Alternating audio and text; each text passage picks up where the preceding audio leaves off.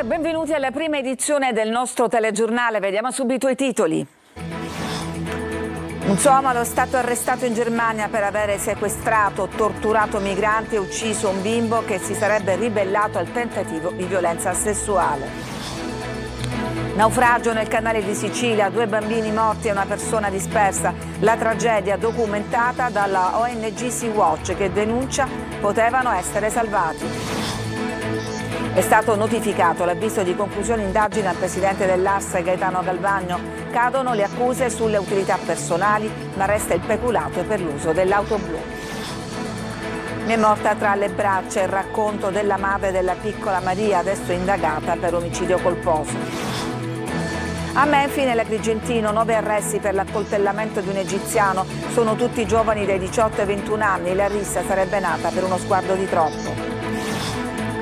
Delicato intervento intrauterino al Policlinico di Catania. Mamma e figlia stanno bene. La piccola era affetta da una cisti ovarica.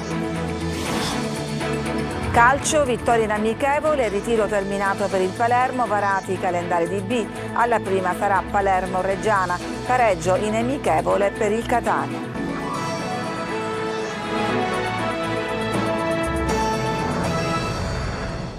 L'orrore dietro le storie di migranti. Un somalo è stato arrestato in Germania per avere sequestrato, torturato migranti e ucciso un bimbo accoltellandolo alla gola perché si sarebbe ribellato a un tentativo di violenza sessuale. Tonino De Mano. È stato arrestato in Germania un 29enne somalo accusato di aver sequestrato e torturato migranti e di aver ucciso un bambino, suo connazionale, accoltellandolo alla gola perché si sarebbe ribellato al tentativo di violenza sessuale che l'uomo intendeva filmare per indurre i familiari a versare denaro per la sua liberazione. Nei suoi confronti la polizia italiana, unitamente ai colleghi tedeschi, ha eseguito un mandato d'arresto europeo. L'extracomunitario è accusato di associazione per delinquere a carattere transnazionale, omicidio, tortura, sequestro di persona, unitamente ad altri soggetti non ancora identificati. Le investigazioni, avviate nel giugno del 2023 e coordinate dalla DDA di Palermo, sono scaturite dalla denuncia di un cittadino somalo giunto a Lampedusa il 9 giugno 2023 che ha accusato l'indagato come il carceriere e il torturatore in una località libica di Bani Walid. Ad inchiodare il 29enne somalo sono state le testimonianze di alcuni migranti, la localizzazione dell'indagato avvenuta attraverso l'analisi di indirizzi IP alle connessioni di un profilo Facebook, il transito sul territorio italiano e il successivo spostamento in Germania. Ancora migranti e tragedie, 2 bimbi sono morti e 98 naufraghi nel mezzo del Mar Mediterraneo in attesa di conoscere il proprio futuro. Una tragedia annunciata se solo l'allarme di 3 giorni fa fosse stato raccolto dalle autorità che, denuncia la ONG Sea-Watch, hanno lasciato abbandonati a se stessi i migranti su un barchino a largo della Tunisia. Oggi sono tutti su un mercantile con la speranza non solo di poter raggiungere le coste europee ma anche di evitare di essere deportati in Libia. Siamo ancora una volta testimoni della crudeltà delle politiche del Mediterraneo segnate dalla più totale indifferenza. L'accusa di Giorgia Linardi, portavoce di Sea-Watch. È stato notificato l'avviso di conclusione indagine al presidente dell'ARS Gaetano Galvagno. Cadono le accuse relative alle utilità personali, ma resta il peculato per l'uso dell'auto blu. Manlio Viola. Corruzione e peculato per Gaetano Galvagno, presidente dell'ARS, e altri 6 imputati, ognuno con le proprie responsabilità. La procura di Palermo si è presa fino all'ultimo giorno utile e oggi ha notificato gli avvisi di conclusione delle indagini che preludono la richiesta di rinvio a giudizio per 7 imputati complessivamente. Oltre al presidente dell'Assemblea, l'avviso di conclusione delle indagini viene notificato anche alla sua ex portavoce, Sabrina De Capitani, agli imprenditori Marcella Cannariato, che ha pendente anche un altro procedimento con analogo avviso di chiusura delle indagini, notificatole insieme all'assessore Elvira Mata in altro filone della medesima inchiesta, e Nuccio Laferlita. Nel calderone anche altri 3 personaggi minori di questa inchiesta. Si tratta di Alessandro Alessi, titolare di una società che organizza eventi per conto della Fondazione Dragotto, Marianna Amato e Giuseppe Cinquemani, segretario particolare di Galvagno. Per il presidente dell'ARS però cadono alcune delle principali accuse finite sui giornali, in particolare quelle relative ai biglietti gratis ottenuti per vari spettacoli e quelle per l'abito in regalo. solo. Tanto basta lo stesso presidente per sentirsi sollevato rispetto all'intera vicenda, che comunque non è certamente conclusa. È stato lo stesso Galvagno a confermare la notifica dell'avviso di conclusione, sottolineando però che non ci sono più i benefit a titolo personale fra le accuse. Registro con soddisfazione, ha detto, che sono state escluse tutte le presunte indebite utilità che avrei percepito a titolo personale. Naturalmente di accuse ce ne sono altre, ma lui ritiene di poter spiegare tutto appena avrà i fascicoli per intero. Resta in piedi fra l'altro il peculato legato all'uso dell'auto blu. Ieri durante la cerimonia del ventaglio Galvagno aveva affrontato il tema sostenendo che la rinuncia è stata una scelta legata alla scarsa chiarezza del regolamento dell'Assemblea. Ho dato mandato al segretario generale Scimè, ha detto di formulare un nuovo regolamento chiaro, scritto in modo che lo capiscano anche i bambini dell'asilo, per evitare in futuro incidenti del genere.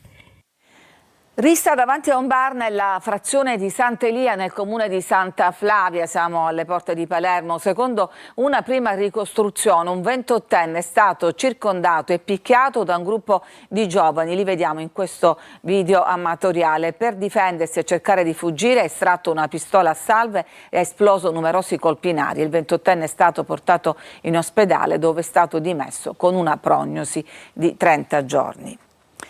Mi è morta tra le braccia, la madre della piccola Maria racconta cosa è successo pochi minuti prima del decesso della bambina sabato scorso. La donna è indagata per omicidio colposo. Marco Gullà.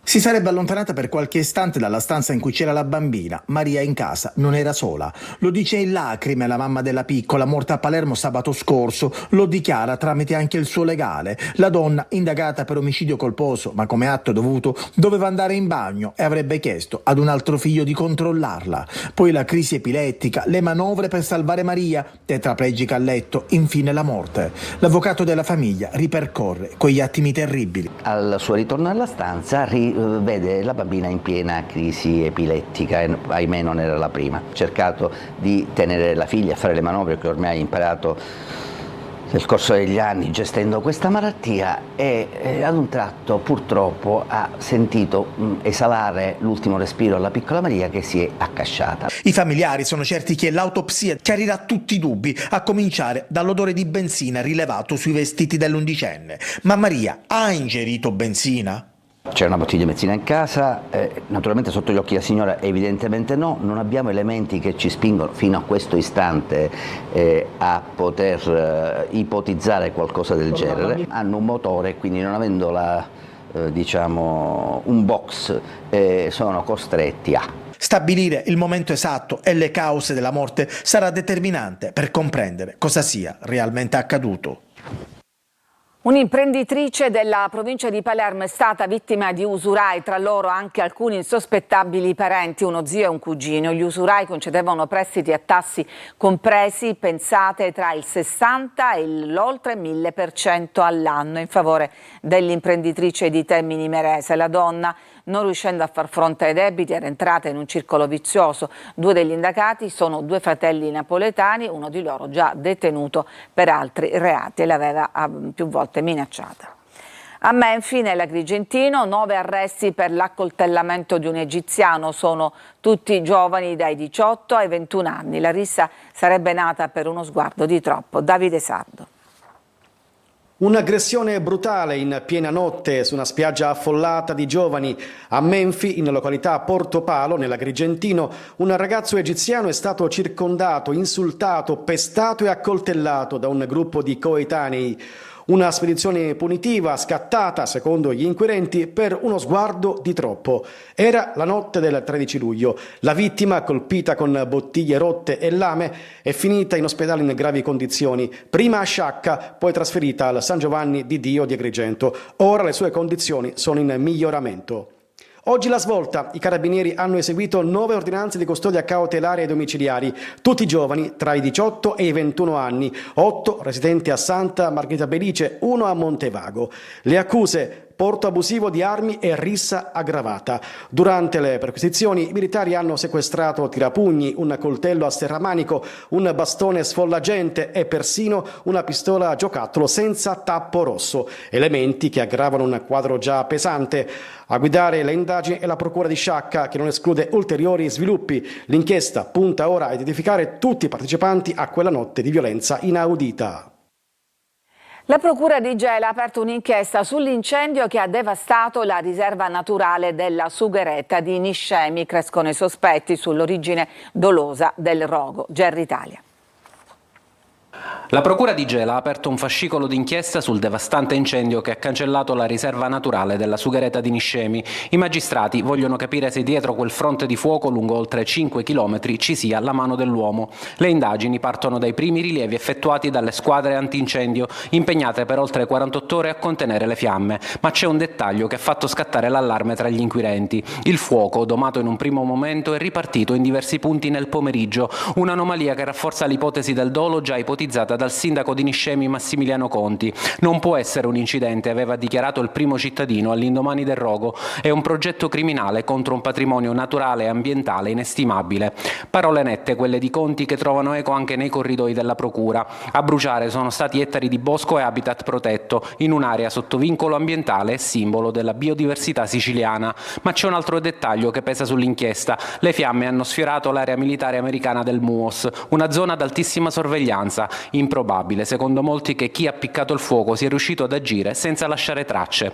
Le indagini della Procura sono ora concentrate sull'individuazione di eventuali responsabili e sul movente. Intanto la conta dei danni è ancora in corso, mentre sul futuro della Sugheretta pesano domande che al momento rimangono senza risposta. Emergenza idrica a Caltanissetta. Negli ultimi 2 anni e mezzo sono state registrate circa 80 interruzioni del servizio. Il Consiglio Comunale ha presentato un esposto in procura. Rita Cinardi. Rubinetti a secco addirittura fino a 15 giorni. A Caltanissetta la misura è colma e i consiglieri comunali di maggioranza e di opposizione si sono finalmente uniti su un tema ormai non più rinviabile per i cittadini nisseni: a rendere compatto il civico consesso l'emergenza idrica che da anni, ma in maniera sempre più drammatica a partire dall'anno scorso, sta interessando tutta la provincia nissena e in special modo il capoluogo, dove l'acqua in certi casi non è arrivata anche per 2 settimane. Se l'anno scorso l'assenza di fornitura idrica era stata causata principalmente dalla scarsità di piogge, quest'anno, quando gli invasi sono finalmente pieni, hanno cominciato a susseguirsi guasti e riparazioni, anche nell'ultima settimana, quando le temperature hanno toccato i 43 gradi. Ieri dunque l'intero Consiglio Comunale ha presentato un esposto alla Guardia di Finanza dove si chiede a Siciliacque di fare finalmente chiarezza. Noi come consiglieri comunali e come cittadini di Caltanissetta abbiamo chiesto appunto alla Procura della Repubblica di far luce su questi eventi. Caltacqua negli ultimi giorni ha rimodulato il calendario della distribuzione, che soltanto per alcune zone continuerà ad essere quotidiana, mentre per altri quartieri è previsto l'arrivo dell'acqua ogni 2 giorni, sempre nella speranza che non si registrino nuovi guasti. Cambiamo argomento, parliamo di un delicato intervento intrauterino che è stato eseguito al Policlinico di Catania. Mamma e figlia stanno benissimo. Sentiamo Roberta Lunghi. È tranquilla e non fa altro che sorridere, nel sonno i suoi sorrisetti sono la mia gioia. Adesso per questa giovane mamma è solo gioia, dopo la preoccupazione per la sua Alice, alla quale durante la gestazione è stata riscontrata una voluminosa cisti ovarica che occupava quasi per intero l'area addominale. Abbiamo scoperto questa cisti ovarica alla 31esima settimana. Mi hanno ricoverato e giorno dopo giorno monitoravamo questa cisti proprio tutti i giorni tramite ecografie. Abbiamo fatto un'aspirazione a 36 settimane di questo liquido della cisti ed è andata benissimo. A fare tornare il sorriso a questa mamma è il delicatissimo intervento intrauterino eseguito nel reparto di ginecologia e ostetricia del Policlinico di Catania con una procedura di aspirazione ecoguidata che ha permesso di svuotare la cisti alla 34esima settimana prima della nascita, poi avvenuta naturalmente alla 38esima settimana. Un successo nato da un intervento multidisciplinare tra i direttori e professori delle unità operative complesse di ginecologia e ostetricia Liliana Mereu, di chirurgia pediatrica Vincenzo Di Benedetto e di neonatologia Eutin Pasqua Betta. Che in genere queste sono patologie che vengono poi trattate postpartum dal chirurgo pediatra e avrebbe costretto da un lato noi in realtà a dover far partorire la donna con parto cesareo. La storia di una sanità siciliana fatta di professionalità e umanità per mamma e figlia. L'abbraccio dei medici è stato ricco di emozione e Sofia, dopo la sua esperienza, dice grazie e ricorda l'importanza di controlli e monitoraggi quando si vive l'attesa di un figlio. Ogni giorno io dicevo è un giorno in più di crescita per la bambina, controllarla ogni giorno era essenziale. Ci fermiamo, c'è adesso una pausa, torniamo tra poco con altre notizie.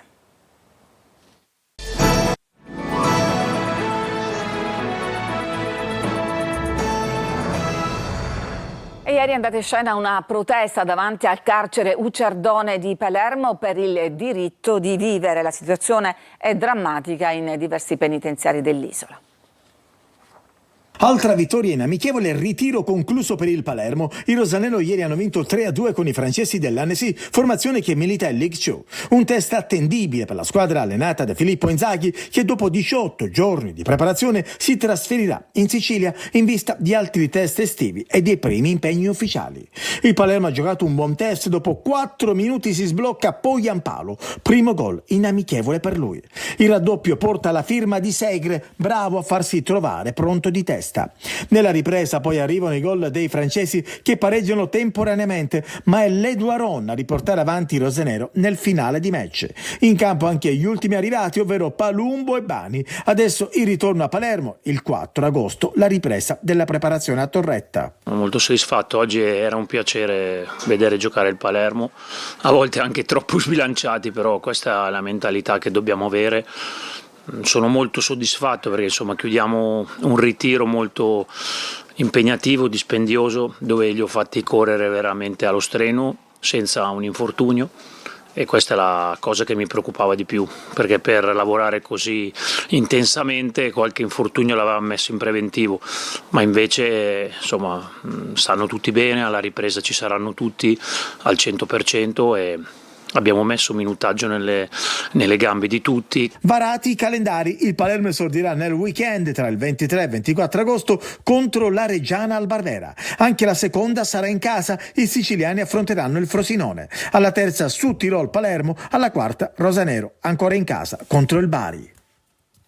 Evidentemente questo era il pezzo di calcio sull'amichevole ritiro del Palermo. Adesso vediamo un nostro pezzo sulle discariche, il degrado dei quartieri di Catania. Le vostre segnalazioni questa volta ci hanno portato al villaggio Dusmet. Rifiuti inerti Eternit, con le sue cancerogene fibre d'amianto. Ancora una volta sale alto il grido d'allarme dei cittadini catanesi, che a sua volta denunciano altri cittadini, quelli incivili che non rispettano le regole e soprattutto quelli che, incuranti per gli effetti sulla salute, continuano a scaricare ogni cosa ed in ogni luogo. Questa volta siamo in via Bernardo Colnago al villaggio Dusmet per alcune segnalazioni arrivate al numero di WhatsApp 342 74 55 005. Quello alle mie spalle è Eternit, è parcheggiato là da circa 3 settimane. Ho parlato con i netturbini, giustamente non ne hanno colpa neanche loro, e mi hanno detto di fare la segnalazione. Siamo in pericolo, perché mi dicono è pericoloso e non lo possiamo togliere noi. E chi lo dobbiamo togliere noi? Discariche non solo, visto che la vegetazione incolta può innescare pericolosi incendi. Ho l'incubo e paura di prendere fuoco da un momento all'altro. La mia abitazione è lì a 5 metri. La torrida estate catanese non lascia dormire sonni tranquilli. E adesso vediamo il servizio sulla protesta a Lucerdone. Suicidi che aumentano, il caldo che avvolge le celle, topi e blatte nei corridoi. È la situazione di molte carceri siciliane da girone dantesco. Davanti il carcere Ucciardone, i 3 garanti territoriali siciliani di Palermo, Messina e Siracusa hanno aderito alla manifestazione Il diritto di vivere, e poi il sovraffollamento con 8-10 detenuti in celle di pochi metri quadri, come a Pagliarelli o Ucciardone. La nona sezione io la definisco esplosiva. Dicevo prima, se c'è qualche ventilatore, grazie al regalo che è stato fatto da parte dei cittadini palermitani. Ci sono le pareti scrostate, i servizi igienici che sono veramente vecchi, saturi, c'è una doccia per ogni piano. E la situazione è più che delicata anche a Siracusa. All'interno del carcere in questo momento c'è un'infestazione da parte dei cimici. 47 suicidi tra i detenuti e 3 tra gli agenti penitenziari dall'inizio dell'anno, numeri desolanti. Un malessere che bisogna in qualche modo curare, non con false promesse, non con ideologie, ma con atti pratici, concreti, non con la presupposizione che forse costruendo altri istituti si possa allentare questa pressione di sovraffollamento. È impossibile. In Italia minimo ci vogliono 10 anni soltanto per arrivare a avere tutti i permessi e progetti approvati e poi puoi costruire. Nel frattempo che cosa si fa? Ci fermiamo, c'è ancora una pausa e poi torniamo con la pagina sportiva.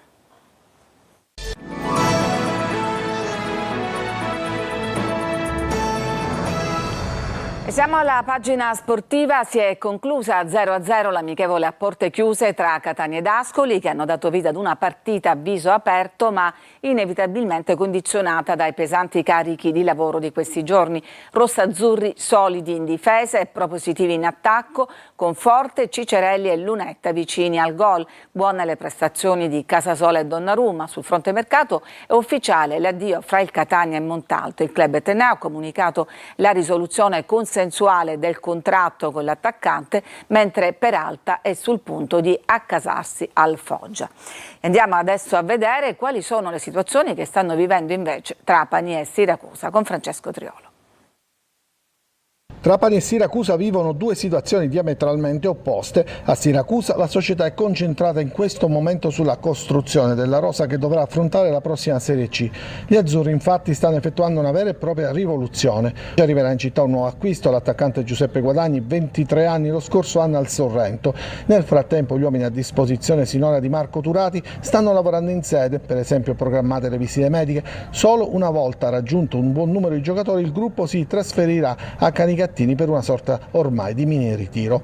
A Trapani la squadra è sicuramente più completa e difficilmente si potrà assistere a colpi in entrata se prima non verranno piazzati i giocatori che sono considerati degli esuberi. Dopo i 3 ceduti 2 giorni fa sono almeno altri 3 o 4 in questo momento. Uno di questi potrebbe essere esterno Daniele Liotti. Poi si opererà in entrate. Granata cercano sicuramente un difensore e un attaccante, ma potrebbe arrivare anche negli ultimi giorni di mercato sfruttando magari qualche occasione da categoria superiore. Intanto la squadra lavora ancora a Troina sotto la direzione del tecnico Totò Aroni, che continuerà a farlo sino a poi rientra a Trapani, un paio di giorni di riposo e la ripresa degli allenamenti dal 4 agosto a Valderice. È tutto per questa edizione, grazie per averci seguito, vi auguro una buona giornata.